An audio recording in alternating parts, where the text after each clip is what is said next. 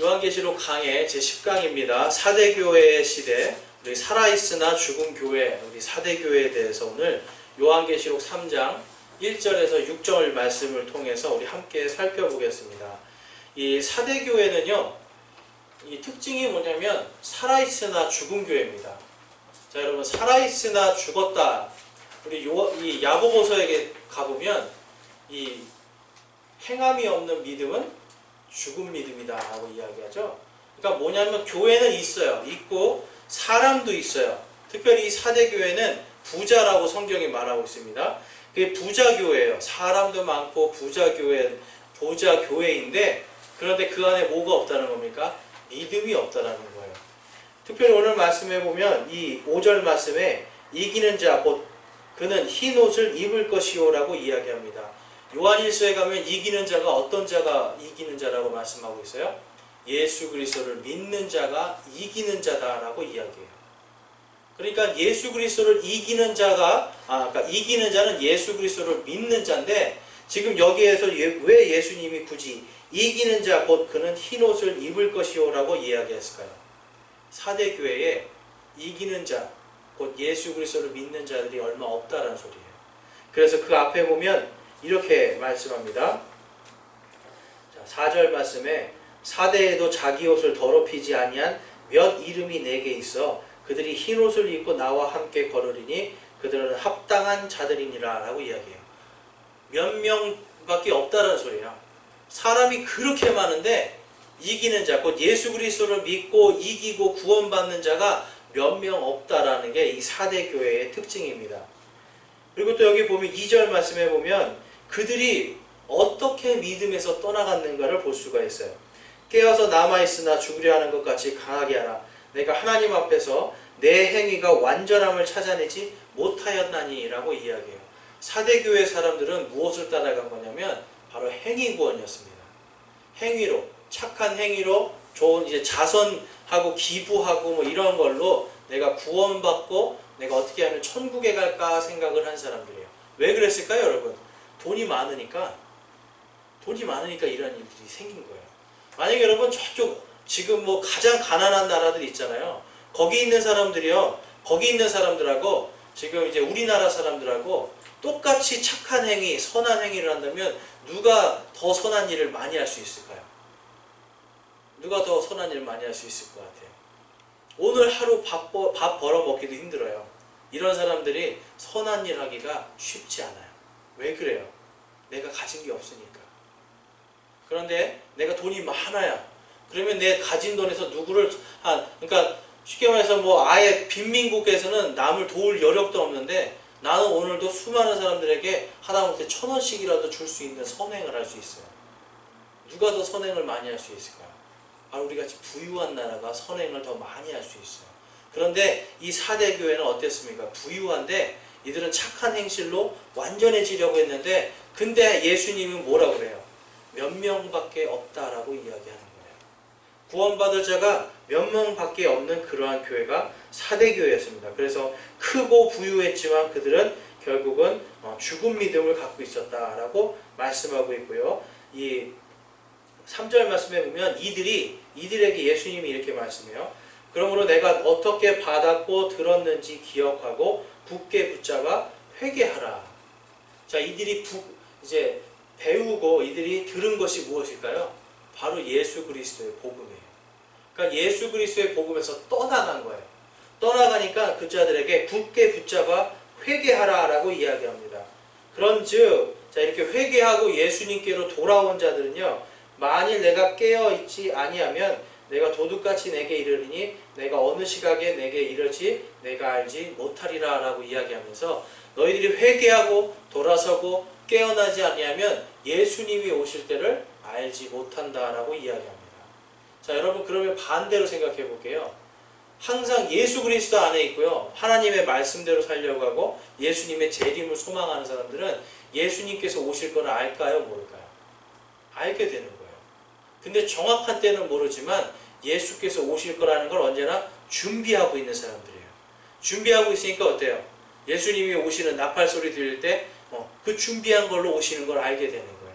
그렇지만 사대교회에는 아예 준비조차 하지 못하고 알지도 못하는 자들이 많을 거다랍니다. 뭐라고 지금 성경은 이야기하고 있습니다. 그래서 이 사대교회는 이 교회의 여러 역사 속에서 보면 이 사대교회는 중세에 그러니까 암흑기를 지나고 그 다음에 이 종교 개혁을 한 이후의 시대, 바로 종교 개혁 이후에 지금 이제 오늘날까지 이르는 시대 전체를 아우르는 게 사대교회의 모습입니다. 자, 앞에 이제 사진을 보시고 또 나눠드린 유인물을 보면 거기에 보시면 이제 사대교회가 있어요. 우리 에베소, 서머나, 버가모, 두아디라, 그리고 이제 오늘은 사대교회입니다. 그러니까 이제 이 소아시아, 여기 소아시아가 어디예요? 터키입니다. 터키. 바로 이 터키 지역에 있는 바로 이 소아시아에 있는 이 사대교회인데요. 지난주까지 공부한 두아디라 교회에서 남쪽으로 약 48km 떨어진 루디아 왕국의 수도입니다. 자, 여러분, 수도니까 어떻게 했어요? 모든 권력과 모든 당시의 종교 권력과 정치 권력과 군사 권력이 다 집중되어 있었던 곳입니다. 그래서 여기는 이제 다니엘이 활동하던 이 기원전 536년까지 아주 난공불락의 요새였어요. 그런데 바로 이 느부갓네살이라고 이야기하죠. 이 사람이 이제 여기를 점령하면서부터 그 다음에는 알렉산더 대왕에게 또한 점령당하고 계속해서 다른 나라의 침입을 통해서 계속해서 다른 나라, 특히 그리스와 로마까지 계속 속국이 됩니다. 그러니까 지금 이 요한계시록이 써질 당시에는 어떤 시대예요? 로마 제국이에요. 그래서 로마 제국까지도 계속 식민지 생활을 하게 됩니다. 그래서 이 지역의 이름을 보면 루디아 왕국이라고 이야기하는데, 이게 이제 함의 둘째 아들인 미스라임의 아들 루딤이라는 사람이 있어요. 이게 창세기 10장 6절에서 14절에 보면 나오는데요. 이 사람의 이름이 기인해서 이 사람의 자식들이 이제 거기서 정착하면서 루디아라고 이렇게 이름이 지어졌습니다. 그래서 이 7교회, 요한계시록의 7교회들이 전부 다 이 루디아 왕국에 속해 있어요. 자, 앞에 또 보시면 이게 뭐죠, 여러분? 이게 금화입니다. 금화. 근데 보시면 어때요? 굉장히 정교하죠? 정교한 금화를 찍어내던 곳이에요. 그러니까 그리스 시대 때부터 금화나 은화나 동전을 찍어내는 기술이 가장 뛰어난 것이 바로 이 사대였습니다. 그러니까 오늘날로 말하는 조폐공사가 있는 곳이에요. 그러니까 돈을요, 이 사람들이 찍어내는 기술이 많으니까 여기에 뭐가 몰리기 시작해요? 여러분, 금화를 만들려면 뭐가 있어야죠? 금이 있어야죠. 은화를 만들려면 은이 있어야죠. 그러니까 금과 은이 이 도시로 다 몰리는 거예요. 이걸로 막 찍어내는 거예요. 근데 이거를 지키려면 어떻게 해야 돼요? 군사력이 들어가야 되죠. 그 군사력을 통치하려면 누가 있어야 돼요? 왕이 있어야 돼요. 그러니까 이 사대라고 하는 데는 정치, 경제, 군사 이 모든 게 아주 강력한 곳이었고요. 그래서 이곳에는요, 당연히 뭐가 들어오는 거예요? 당시에는 옛날에는요, 황제가 뭐였어요? 신이었잖아요. 그렇죠? 그리고 이 국가의 이 정치는 항상 종교랑 연결이 돼 있었습니다. 그래서 종교적으로도 아주 이교 사상이 강한 곳이었습니다. 그래서 이들은 이렇게 부유했는데, 이들 안에 보면 옛날에 이런 그 역사적인 문헌을 보면 이 도시에는요, 에베소 같이 아르테미스 신전, 그러니까 여신을 숭배하는 신전이 있었고요. 또 옛날부터 키벨레라고 하는 이 밀교의 여신을 숭배하는 사상이 있었습니다. 이 키벨레는요, 높은 산의 어머니다라고 이야기하는데, 제가 이제 위키백과를 가보니까 거기에 키벨레는 비옥한 대지나 자연 그리고 동물을 체현한다. 백수의 여왕이라는 칭호는 크레타 섬의 레아와도 관련해 이 여신이 구석기 시대에 거슬러 올라가는 역사를 가진 것을 암시하고 있다라고 이야기합니다. 이 키벨레도 마찬가지로 우리 지난주까지 배웠던 이 세미라미스는 누구하고 결혼하죠? 자기 아들 담무스. 마찬가지로 키벨레도 자기 아들 아티스랑 결혼을 합니다. 그러니까 이제 이러한 것들이요, 전부 다 같은 신화라는 거예요. 세미라미스와 담무스의 결혼처럼 마찬가지로 이 키벨레와 그의 아들 아티스가 또 결혼하는데요. 이 아티스가요, 이 이 고자가 되고요. 결국은 정신병장에 걸려가지고 자살을 해요. 근데 이 자살한 아들이 전나무로 이렇게 다시 부활한다라는 이렇게 신화가 있습니다. 그래서 여러분, 이 크리스마스 때 전나무로 추리를 하죠. 이게 전부 다 바로 이 신화에서 나오는 이교 신앙이에요. 그러니까 이 가톨릭 교회에서 이 이교적인 신앙을 그대로 받아들였는데 이 종교개혁가들은 어땠을까요? 종교개혁자들, 종교제약 개혁가들도 그대로 받아들였어요. 그대로 받아들이니까 어떻게 돼요? 이러한 작은 것이 나중에 하나님을 떠나가게 만드는 일을 하게 됩니다. 그리고 또 이 키벨레의 열광적인 신봉자들은요, 스스로 거세한 이 내시가 되는 거예요. 스스로 거세를 해서 남성성을 없애버려요. 왜 그러냐면 이 키벨레가요, 원래는 여자였는데 나중엔 또 남자가 되고 그래요. 이게 이제 나중에 불교로 가서 이 관음보살 그리고 미륵보살 이러한 모습이 됩니다. 여러분 미륵보살 한번 보셨어요? 그런 상 보셨어요? 보면 어떻게 돼요? 손발이 가늘고 길잖아요. 야리야리하고. 근데 보면 남자 같잖아요. 이게 뭐냐면 이 중성화예요. 중성화 시킨 거예요. 원래는 여신이었는데 여신을 중성화 시키면서 그런 모양이 나옵니다. 그래서 이 키벨레하고 아티스 이 신화를 보면 이 유럽과 그리고 이 극동 지역, 이 중동 지역과 그리고 이 중국과 일본, 한국에 퍼져 있는 이런 불교의 모든 것까지도 다 여기서 나온다는 것을 알 수가 있습니다.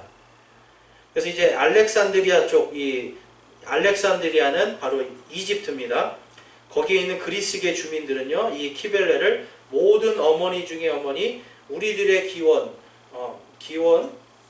기원을, 이제 기원이라는 건 소원입니다. 기원을 듣는 구세주, 모든 어머니 중에 어머니, 기원이 닿는 분으로 숭배했습니다. 이제 뒷장으로 넘기시면 돼요. 그래서 소아시아, 그리고 이제 인도, 지금은 중국과 한국, 일본까지 이게 실크로드를 타고 이 신앙이 그대로 다 오는 겁니다. 그래서 항상 이 키벨레를 숭배하면서 10세기, 기원전 10세기부터 계속해서 이러한 축제들이 열렸는데요. 이제 앞에도 보시고, 거기 보시면, 이제 맨 왼쪽에 있는 게 뭐예요, 여러분? 세미라미스와 담무스의 신상입니다. 근데 그 다음에 보면 이것이 이제 발전을 해요. 그래서 이제 가나안 땅으로 오면 아스타롯 여신으로 변합니다. 근데 아스타롯 밑에 보면 여러분들 보시는 것처럼 부엉이가 있고 사자들이 있어요. 여러분 요즘에 어디 이렇게 가보면 부엉이 상들이 있잖아요. 부엉이 봤어요? 부엉이 장식? 그거 왜 파는 줄 아세요? 그게 행운이에요. 부와 이러한 것들을 불러들여 준다고 하는 그 미신적인 조각 상들이에요. 그러니까 이제 이러한 것들이 아직도 어디서 팔아요? 마트에서 팔잖아요. 상점에서 팔잖아요. 그러니까 이런 부엉이 상들은 그러한 기원이 있습니다. 그 다음에 이 키벨레 여신이 이게 이러한 세미라미스와 담무스의 이러한 것이 이제 그 고대 그리스로 가서 키벨레 여신으로 바뀝니다. 근데 보면 뭘 들고 있어요? 여러분 자세히 보면, 여러분 이거 지금 제가 이 사진 어디서 캡처한 줄 아세요? 이베이에서 이걸 팔고 있어요. 그러니까 오늘날도 키벨레 여신 신상을 이베이라는 거 아시죠? 여러분 인터넷 상점 거기에서 사는 사람이 있어요. 그래서 이베이에서 판매하고 있더라고요. 여기 보면 동그란 요게 달 같은 걸 들고 있죠? 요게 원래는 북인데 요게 이제 하나의 달을 상징합니다. 그리고 똑같아요. 세미라미스나 이 아스타로처럼 왕관을 쓰고 있고요. 큰 왕관을 쓰고 있고 밑에를 보면 사자들을 이렇게 밟고 있습니다. 그러니까 이 키벨레는요, 이 백수의 여왕, 그래서 뭐가 항상 같이 나타나냐면 사자가 나와요. 사자. 자, 그 다음에 이 키벨레 여신이 아르테미스, 우리가 이제 다이아나라고도 하고 아르테미스라고 하는 요 신, 이 그리스와 로마의 하늘의 여왕 신으로 이제 둔갑을 합니다. 그러니까 이렇게 발전해 나가는 거예요. 자, 이렇게 발전한 게 그 다음에 뭐로 가요? 인도로 가서는 마하데비 여신이 됩니다. 자, 여러분 이런 거 좀 비슷한 거 보신 적 있을 거예요. 지금 이게 여신이에요, 여신. 근데 이제 그 밑에 보면 이 여신이 불교로 가서 이렇게 변합니다. 그러니까 여러분 불교가 뭐예요? 불교가 뭐예요? 불교가 원래부터 있던 종교인가요? 불교는 힌두교를 종교개혁해서 만든 게 불교예요. 그러니까 힌두교는 신중심, 불교는 사람 중심. 그러니까 사람 중심으로 종교개혁한 게 우리가 아는 붓다입니다. 그러니까 이 석가모니가 바로 이 힌두교를 이제 개혁한 거예요. 쉽게 말해서. 그런데 이제 그대로 힌두교의 것들이 그대로 들어오는데 여기 보면 마하데비 여신은 뭐가 많이 있어요, 여러분? 손이 많이 있죠. 손이. 그래서 이게 딱 옆으로 이제 불교로 가면 불교의 천수 관음보살 왼쪽에 보시면 천수 관음보살 어떠세요, 여러분? 위에 마하데비 여신하고 똑같이 생겼죠? 근데 불교에서는 이 여신이 마하데비 여신이 이렇게 신으로 바뀌면서 원래는 여자였는데 뭐 이렇게 극락으로 가면서 남성으로 바뀌었다. 이제 이렇게 하는 거예요. 그러니까 계속해서 이 불교와 힌두교 쪽은 남성과 여성을 이 신들이 계속해서 이렇게 바뀌기도 하고 융합되기도 합니다. 그래서 남성도 아니고 여성도 아닌 이런 모습이 되는 거예요. 근데 옆에 이게 제 오른쪽에 보면 관음보살, 이건 우리나라에 있는 건데요. 지금 뭘 타고 있어요, 여러분? 사자. 뭐하고 똑같아요? 그 위에 키벨레 여신하고 똑같은 거예요. 그러니까 여러분, 불교가 그냥 새로운 어떤 힌두교나 이런 게 그냥 새롭게 생긴 게 아니라 다 어디에서 나오는 거예요, 여러분? 다 바빌론 신비 종교, 세미라미스와 단무스, 여기에서 다 시작이 됩니다. 그러니까 지금 우리가 알고 있는 여러 가지 우리 여러 가지 종교의 모습들이 결국은 다 여기에서 시작된다. 이렇게 보시면 되고, 그 옆에 이제 여자분들이 뭘 하고 있죠, 여러분? 이게 무슨 춤인지 아세요? 천수 관음무래요. 천수 관음무. 그 뮤직비디오 보면 이런 거 많이 나오죠. 남자든 여자든 뒤 일렬로 서가지고 맨 앞에 사람만 얼굴 보이게 하고 손이 막 이렇게 움직이잖아요, 그렇죠? 그럼 막 동그랗게 원도 그려주고. 그래서 이게 뭐냐면 다 하나의 태양을 상징해요. 그러니까 결국은 뭐냐면 태양신을 섬기는 그러한 춤을 지금 추고 있는 겁니다. 그러니까 오늘날 지금 이제 여러분들도 많이 이제 젊은 분들은 우리 청년들은 잘 아시겠지만 뮤직비디오에 보면 온갖 이 이교적인, 그러니까 옛날 고대 시대에 있었던 이러한 그 신을 나타내는 모양들이 그대로 다 나옵니다. 그래서 그러한 것들이 이렇게 오늘날 걸그룹이라든지 그다음에 남성 그룹들, 그래서 이런 K-팝이라는 거에 너무나 많이 나오죠. 자, 그래서 불교의 천수 관음 보살은요, 밀교의 불보살이라고 이야기합니다. 자, 제가 이 밀교는 어디에 연결되어 있다고 지난주에 말씀드렸죠? 전부 다 바빌론 신비 종교예요. 그러니까 여러분 새로운 게 아니라는 거예요. 바빌론 신비 종교에 다 있었던 겁니다. 그래서 밀교의 불보살이 바로 천수 천안 관음보살인데요. 이것은 이제 관음보살이 자신들을 이제 사람들을 어둠과 고통에서 구원해 준다고 믿는 거예요. 자, 여러분, 우리는 흔히들 이렇게 생각해요. 불교는 뭔가 깨달음을 통해서 내가 부처가 되는 종교다라고 생각해요. 맞아요? 근데 실제로는요, 우리나라에서 믿고 있는 불교는 무엇을 기다리냐면 바로 이 관음보살 기다리는 거예요. 미륵보살, 관음보살. 그러니까 이 옛날에 이 마귀들이 다 심어놓은 거예요. 무언가 이 여신을 통해서, 여신을 믿는 이 신앙을 통해서 구원받고자 하는 것들을 심어놓은 겁니다. 그래서 여러분들이 아는 여러 가지 불경들이 있잖아요. 불경들. 그게 여러 불경들이 막 한자로 써 있어서 어려운 것 같잖아요. 근데 실제는 뭔지 아세요, 여러분? 이게 전부 다 이제 버머라고 해서 산스크리트어예요. 산스크리트어. 지금으로 말하면 뭐 네팔 이쪽에 있는 옛날에 밀교에서 쓰던 주술 용어예요. 그거를 그냥 한자로 음만 나타낸 거예요. 그러니까 별 뜻 없어요. 그냥 주술이에요, 주술. 근데 그 주술을 왜 할까요, 여러분? 내가 복받기 위해서 하는 거예요. 그러니까 이 이름은 많아요. 법화경, 천수경, 아미타경, 이러한 모든 것 사실 다 뭐냐면 밀교의 주술입니다. 그러니까 주술을 그냥 한자로 바꿔놨다 뿐인 거예요. 그래서 여러분 이것을 계속 외워서 내가 복을 받는다. 어디서 많이 들어보신 얘기 있죠, 여러분? 기독교에도 이게 들어와서 주기도문을 100번 외웠더니 소원이 이루어지더라. 병이 낫더라.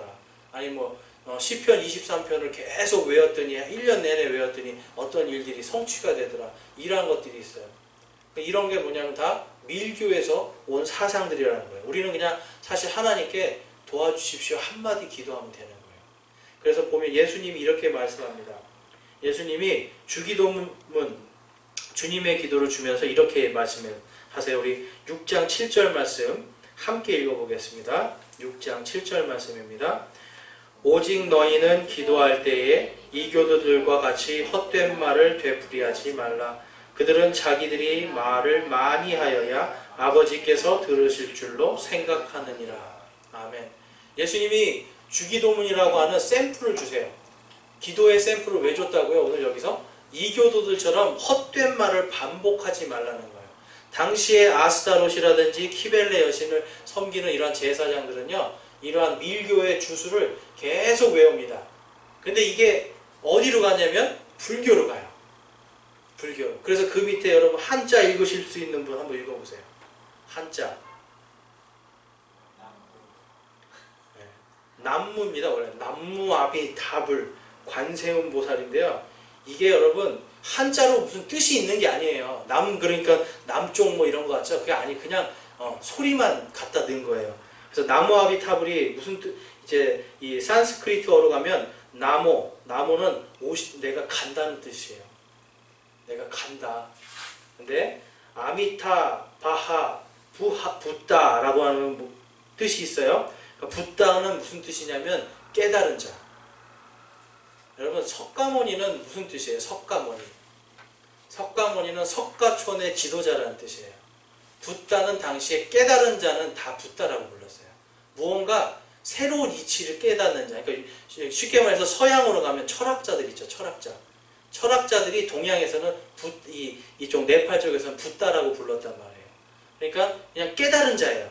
그래서 나모 마미타바 아미타바 붓다라는 뜻은 영원한 지혜의 눈을 뜨신 얼음께로 돌아가자. 영원히 이렇게 영원한 지혜의 눈을 뜨신 얼음께로 돌아가자. 이런 뜻이고 지금 페이지 하나 넘기시면 돼요. 그 다음에 관세음보살이라는 말은 아바로키테 슈바라. 참 힘든 말이죠. 아바로키테 슈바라. 이 뜻은 뭐냐면 이거를 한자로 바꿔놓은 게 관세음보살이에요. 이거는 영원한 지혜의 눈을, 이것은 무슨 뜻이냐면 모든 것을 내려다보고 지배한다는 뜻이에요. 그러니까 모든 것을 내려다보고 지배하는 자여 라고 부르는 겁니다. 그러니까 여러분 이 나무아미탑을 관세음보살을 어떻게 해요? 제가 올 초에 진관사가 아니라 삼천사에 갔는데 이 여자 스님이 계속 목탁을 치면서 연부를 외더라고요. 그래서 앉아서 가만히 들어봤어요. 무슨 말을 하나. 근데 계속 똑같은 말이에요. 조금 다른데 결국은 계속 다시 나무아미탑을 관세음보살로 돌아가는 거예요. 계속 돌아가요. 계속. 왜 그럴까요, 여러분? 요걸 해야 부처가 될 수 있다고 믿는 게 사실 지금 우리나라에서 믿고 있는 대승불교 정토예요. 그러니까 이게 결국은 어디에서 시작된다고 볼 수 있어요? 바로 결국은 그리스 이쪽 다 이 성경에서 말하는 이 니무롯, 세미라미스와 담무스 다 여기에서 시작되는 거예요. 그런데 여기에 보면 영지주의, 지난주에 제가 영지주의에 대해서 정의를 내렸는데요. 영지주의는 무슨 뜻입니까? 영지의 의미는 일반적으로 지성적인 이해를 넘어선 실제에 대한 통찰력을 의미한다라고 이야기하면서 이제 그 신비한 영역이나 알 수 없는 영역에 대한 지식입니다. 그러니까 어떤 영적인 지식을 추구하는 게 영지주의예요. 내가 알 수 없는 신비로운 세상, 그거를 따라가는 게 영지주의인데 이러한 영지주의가 결국은 이 초월 명상이나 밀교적 제사 의식으로 발전을 하게 되는 겁니다. 그래서 여러분 불교는요, 원래 불교가 있는데 그 불교에 지금 뭐가 다 섞여 들어간 거예요? 바빌론 신비 종교가 들어가는 거예요. 근데 그 원래 불교라고 하는 이 붓다가 보리수 나무 밑에서 깨닫다고 하잖아요. 근데 붓다도 얘기해요. 나보다 내 앞에 다른 붓다들이 있었다. 그러니까 붓다가 엄청 많은 거예요, 사실은. 그러니까 무언가 이들은요, 이때부터 벌써 계속해서 영지주의 속에서 빠져서 사는 게 바로 불교였습니다. 그래서 여기에 보면은 이제 아미타불은요, 이 나무 아미타불 이러잖아요. 그래서 아미타불이라는 뜻은 우리가 알고 있는 부처 이전부터 있는 서방 극락에서 설법을 가르치는 부처입니다. 자, 어디에 있다고요? 서방에. 지금 인도는 어디예요? 동방에. 그렇죠? 그러면 이 아미타불은 어디에서 온 신이라는 거예요? 서방에서 온 신이라는 거예요. 서방에서 온 신이다라는 걸 지금 이건 제가 이제 불교 사이트 들어가서 직접 적은 겁니다. 그래서 이것은 서방에서 들어온, 즉 그리스와 로마 그리고 이 바빌론에 의해서 통치를 받았던 이 인도의 바로 이 바빌론 신비 종교, 그리스의 이러한 신화들, 이러한 것들이 여신 사상이 그대로 들어가서 지금 이 불교인들이 믿고 지금 기다리고 있는 관음보살, 천수 관음보살, 그리고 뭐 아미타불, 뭐 이런 미륵보살, 이런 것들이 되는 거예요. 그러니까 원래 우리가 알고 있던 그런 책에서 봤던 이 석가모니하고는 지금 전혀 다른 거라는 거예요. 이해가 되시죠? 그래서 거기에 보면 이제 하늘의 여왕에 대한 부분이 있습니다. 예레미야 44장 19절 말씀. 자, 예레미야는 지금 기원전 700년이에요. 그러니까 700년 약 한 700년 전 600년 전입니다. 약 한 600년 전이니까 아직 부처가 태어나기도 전이거든요. 그러니까 부처가 태어나기도 전에 지금 당시에 있었던 거를 이야기하는 겁니다. 우리 함께 읽어볼게요. 또 우리가 하늘의 여왕에게 분향하고 그 여왕에게 음료 헌물을 부을 때에 우리 남자들의 허락도 없이 그 여왕에게 납작한 빵을 만들어서 그녀에게 경배하고 음료 헌물을 부으려 하니라. 지금 이게 누가 얘기하는 거냐면 이스라엘 백성들이요, 이 하늘의 여왕에게 제사를 지내지 못하게 하니까 그거에 반기를 들어서 이 예레미야에게 이야기하는 거예요. 그러면서 우리가 하늘의 여왕한테 이 빵을 만들고 음료 헌물을 줄 때는 우리가 잘 살았는데 이거를 그치니까 우리가 못 살게 됐다라고 하면서 이 예레미야에게 대적을 하는 내용입니다. 근데 지금 누구에게 이들이 분향했다고 나오죠? 하늘의 여왕. 이게 바로 아까 우리가 봤던 이 앞전에 봤던 이 아스타롯입니다. 가나안의 신 아스타롯. 이 가나안의 신 아스타롯이 키벨레가 되고 다이애나가 되고 그 다음에 이 마하데비가 되고 불교로 와서는 관음보살이 되고 미륵보살이 되는 거예요. 그러니까 이 벌써부터 여러분 우리가 딱 봐도 지금 종교의 기원이 지금 다 성경에 지금 다 나와 있어요. 그래서 지금 보면 이제 불교에 대해서 보면요, 여러분 이렇게 앞에 잘 보이시나요? 이게 잘 안 보이실 거예요. 그 나누어드린 유인물을 잘 참고해 보시면 결국은 뭐냐면요, 여러분 지금 우리나라가 믿고 있는 불교는 뭐예요? 대승불교입니다. 거기 앞에 노란색으로 부파불교라고 써 있는데 이게 소승불교예요. 소승불교. 근데 우리는 대승불교인데요. 대승불교 요 뒤에는 뭐로 연결이 되어 있어요? 밀교. 그렇죠? 밀교와 그 다음에 금강승이라고 되어 있습니다. 그러니까 결국은 뭐냐면요, 대승불교는 뭐하고 연결이 되어 있다는 거예요? 밀교와 연결이 되어 있다. 그래서 대승불교를 소승불교 사람들이 보면 뭐라고 할까요, 여러분? 저건 불교가 아니다 그래요. 그러니까 동남아시아 저쪽에 어디죠? 태국이나 캄보디아나 이제 미얀마나 이렇게 베트남 이런 데 가면 거기는 소승불교예요. 소승은 무슨 뜻입니까? 작은 바퀴라는 뜻이고 대승불교는 큰 바퀴라는 뜻이에요. 그러니까 작은 바퀴는 보수적이고요. 큰 바퀴는 되게 급진적인 사람들이에요. 개혁주의 사람들. 그래서 이러한 사람들이 지금 이제 오늘날 대승불교를 믿고 우리나라 사람들도 믿고 있는데요. 보면 이 밀교가 어디하고 연결이 되어 있어요. 그 밑에 보면 티베트 불교. 그렇죠? 이 티베트 불교 속에 보면 그 밑에 보면 이제 밀교와 진원종이라고 해서 이 한중일이라고 써 있는 맨 밑에 보세요. 그래서 한국 사람들은요, 대승불교인데 천태종, 정토종, 그 다음에 일련종이라고 이야기하는데 이 정토종 있죠? 요즘에 유명한 사람이 있어요. 정토종으로. 정토회. 누가 하죠? 법륜 스님이라는 사람이 해요. 근데 여기에 막 저기 보면 목사님, 사모님들도 가서 상담을 받고 뭐 하는데 사람들이 기가 막혀요. 너무나 기독교랑 비슷합니다. 그래요. 왜 그럴까요, 여러분? 이러한 바빌론 신비 종교가 교회 안에 들어와서 이 가톨릭 1000년 동안 이게 섞여버리니까 굉장히 비슷하게 교리적인 게 맞춰져 버렸다는 거예요. 그러니까 하얀 옷을 입고 있어야 되는데 그게 다 더러워져 버리는 거예요. 그래서 오늘날 이제 이 뒤에 보면 저희가 봐야 될 것들이 있습니다. 그래서 계속 넘어갈게요. 그래서 결국은 오늘날 우리나라의 이 불교라는 건 결국 어디에서 시작된다는 거예요, 여러분? 다 바빌론입니다. 그러니까 종교라는 것이요, 여러분, 지금 해 아래 새로운 것이 아니에요. 다 성경에서 니무롯이라고 하는 이 한 사람, 창세기 10장에 나오는 이 니무롯이라고 하는 한 사람을 통해서 지금 전 세계로 뻗어나갑니다. 그 밑에 있는 사진을 한번 보실게요. 그 밑에 있는 사진을 보면 이제 잘 아시는 분들은 아실 거예요. 전시안이라는 게 있습니다. 이집트의 태양신 호루스의 눈입니다. 이 호루스가 이 담무스하고 똑같은 거예요. 이 하늘의 여왕의 아들이에요. 그래서 전시안 이렇게 생긴 거 보신 적 있으세요? 여러분? 근데 사실 여러분 이 전시안에서 뭐가 좀 유래되는 것 같으세요, 여러분? 보면 이게 정확한 건 아닌데요. 그 옛날에 보면 이 태양신을 섬기는 바로 이 전시안을 놓은 이집트의 여자 사제들이 무엇을 많이 하냐면 눈에 아이라인을 아주 검게 그립니다. 전시안을 그리는 거예요. 그러니까 이제 오늘날 여자분들 눈에 그리잖아요. 화장하잖아요. 이런 것들의 기원이 돼요. 그래서 우리 화장 옛날에 누가 했어요? 우리 아버님 세대들의 여자들이 화장이 별로 그때는 별로 없었어요.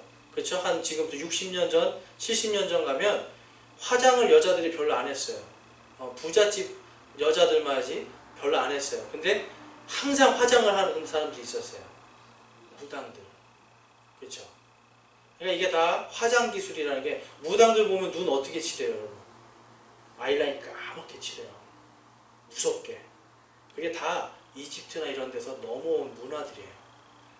그래서 다 연관성이 있습니다. 그래서 전시안을 보면 그 밑에 보면 이게 관음불인데요. 이 관음보살이에요. 그 상에 보면 어떻게 하고 있어요, 여러분? 이렇게 손이 여러 개가 있는데 합장을 하고 있거든요. 근데 자세히 보면 이게 뭐같이 보이세요? 제가 검은색으로 동그랗게 하는 거 보면 뭐처럼 보이세요? 이게 전시안이에요. 요즘에 가수들 보면 여러분 가수들 어떻게 해요?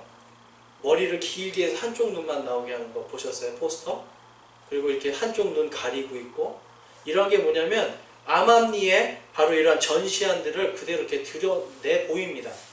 그러니까 사탄이 이렇게 그러니까 사탄의 그러한 어떤 사상에 자연스럽게 녹아들게 하기 위해서 이런 걸 사용합니다. 그래서 보면 이 관음불도 보면 전시안이 있고요. 그 다음에 1달러짜리 맨 뒤에 보면 이게 우리가 잘 아는 것처럼 거기에도 호루스의 눈이 있어요. 1달러짜리 맨 뒷장에 보시면 요거 보신 적 있으시죠? 네, 1달러 뒤에 이 피라미드 있는 거, 그 위에 눈이 있죠? 이게 호루스의 눈이에요. 바로 이집트의 바로 이 태양신의 상징입니다. 거기에 뭐라고 써 있냐면요. 아누이트, 코셉티스, 그 다음에 노부스, 오르도, 세클로룸이라고 써 있는데요. 이게 뭐냐면 신세계 질서를 세움이 우리의 번영을 약속한다라는 뜻이에요. 그러니까 신세계 질서라는 거는 뭡니까, 여러분? 하나님이 아니라 지금 다른 세계 질서를 이야기하고 있는 거예요. 그래서 거기 옆에 보면 신사도 운동을 하는 사이트에 제가 들어가 봤어요. 이게 영어로 된 사이트라서 우리나라에 별로 이렇게 소개가 안 돼 있는데요. 가보면 사람들이 지금 손으로 뭘 만들고 있죠? 이렇게 피라미드를 만들고요. 호루스의 눈을 비슷하게 이렇게 만드는 이러한 상징들을 합니다. 그 다음에 거기에 보면 우리가 잘 아시는 이 조모 목사님이 계시죠? 네, 이 사람을 이제 조모 목사님 계시고 그 옆에 하이디 베이커라고 아주 유명한 미국에서 아주 유명한 예언가예요. 근데 이 사람들 앞에 공동적으로 지금 있는 상징이 뭐죠, 여러분? 여러분 보실 때는 뭐로 보이세요? 전시안이에요. X하고 그 다음에 거기 P, 이거는 뭐냐면 이제 그리스도를 상징하는데요. 여러분 이 X하고 P가 나중에 이제 뒤에 보면 이것도 이제 보면 다 당시에 하늘의 여왕을 섬기는 그 하늘의 여왕을 섬기는 이 바빌론 신비 종교에 다 있던 마크들이에요. 그래서 신비로운 게 아닙니다. 그래서 여기 그러니까 하나님의 어떤 음성을 듣고 예언을 하고 뭔가 병고침을 한다는 사람들의 모임인데 거기에 뭘 쓰냐면 전시안을 씁니다. 그 다음에 그 밑에 보면 이 사람들이 우리들이 7개의 산 위에 우리들을 세우겠다라고 이렇게 막 써놔 있어요. 그런데 요한계시록 17장 9절 말씀 한번 읽어볼까요? 여기에 지혜 있는 생각이 있으니 그 7머리는 그 여자가 앉아있는 7산이라. 7산 위에 이들이 뭐 가족을 세우고 뭘 세우고 하겠다고 막 써 있는데 결국은 여러분 이들이 뭐냐면 바로 음녀의 그 모습들입니다. 바로 음녀가 앉아있는 7산을 이렇게 아주 교묘하게 나타나 있는 것을 볼 수가 있습니다. 그래서 맨 뒷장으로 넘어가 보시면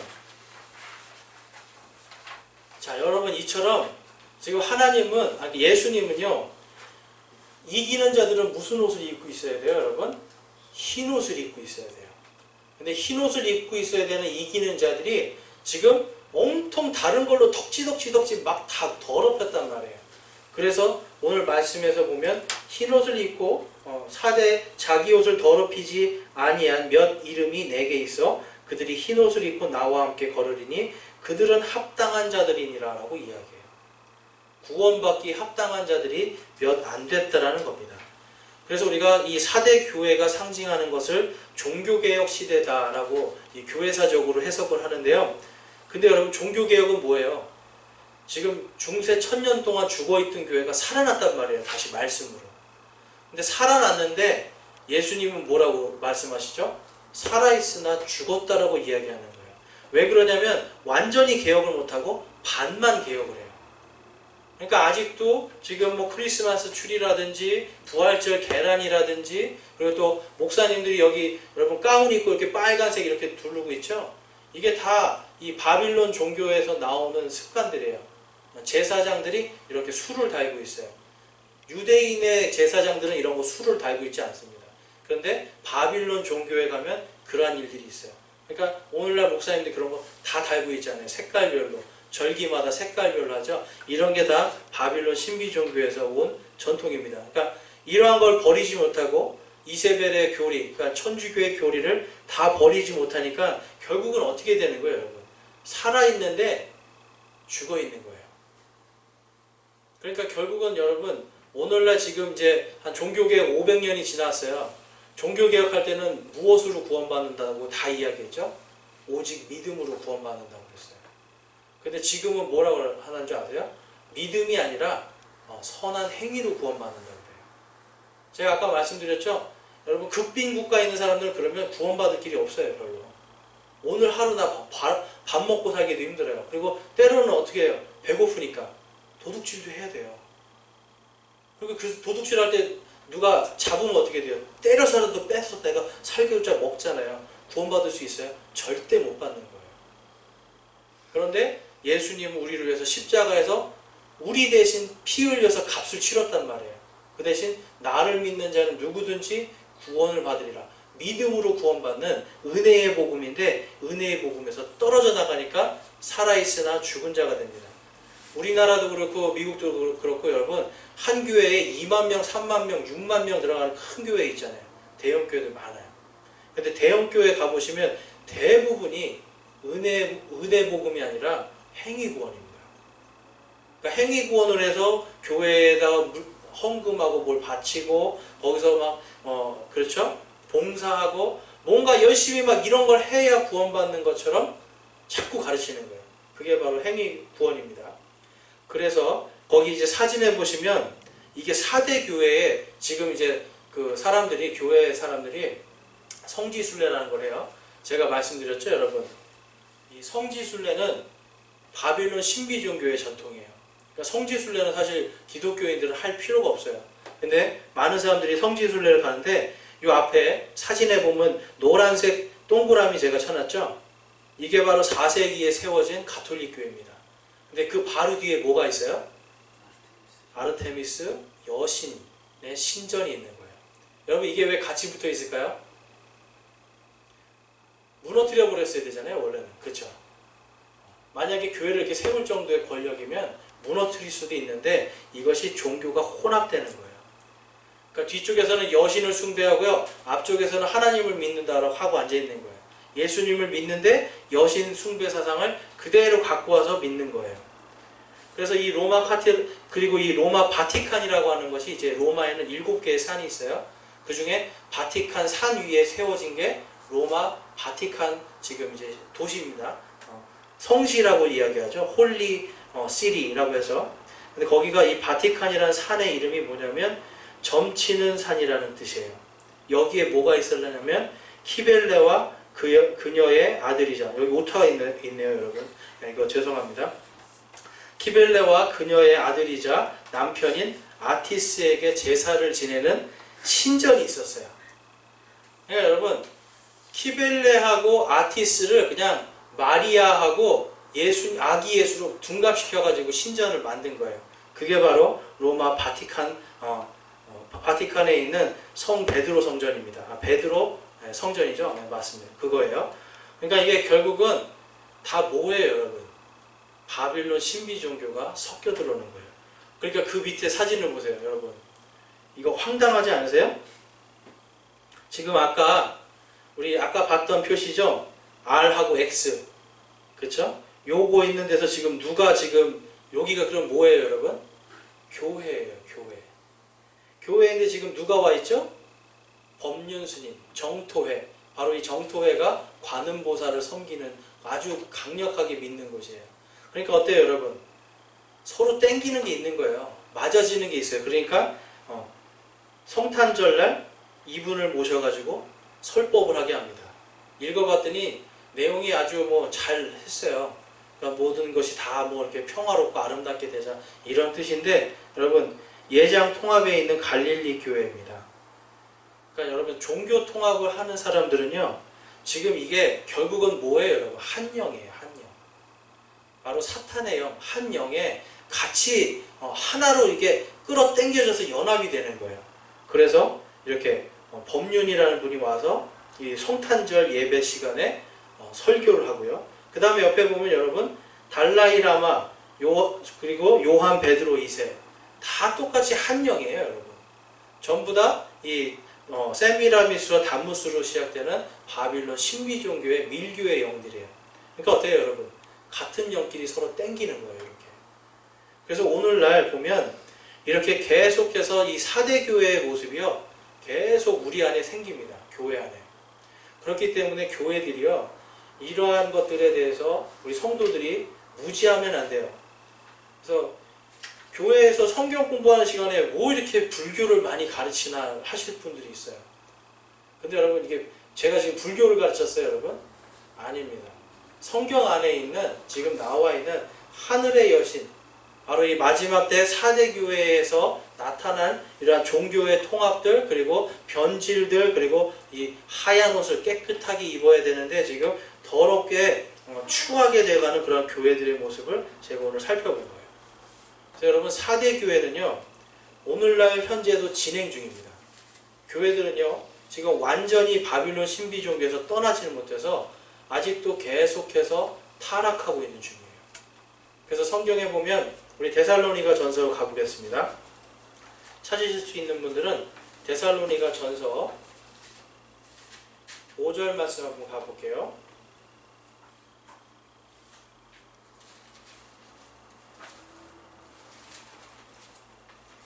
데살로니가 전서 5장 말씀에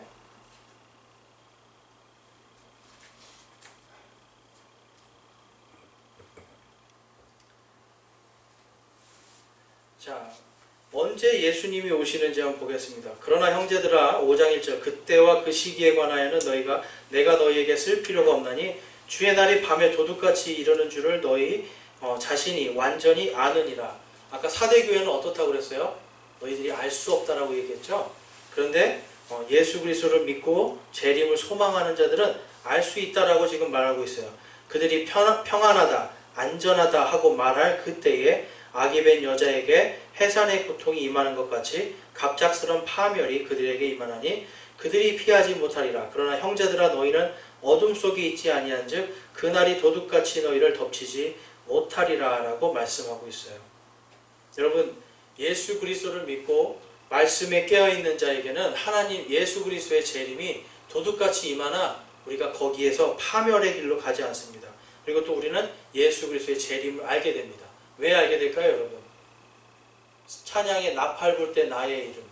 예수님이 오실 때 나팔이 나팔이 울릴 거라고 앞에 데살로니가전서 4장에서 말씀하고 있거든요.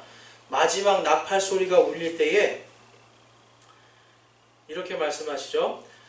16절에 주께서 호령과 천사장의 음성과 하나님의 나팔 소리와 함께 친히 하늘로부터 내려오시리니 그리스도 안에서 죽은 자들이 먼저 일어나고 그 뒤에 살아서 남아있는 우리가 그들과 함께 구름들 속으로 채어 올라가 공중에서 주를 만나리라. 그리하여 우리가 항상 주와 함께 있으리라 라고 말씀해요.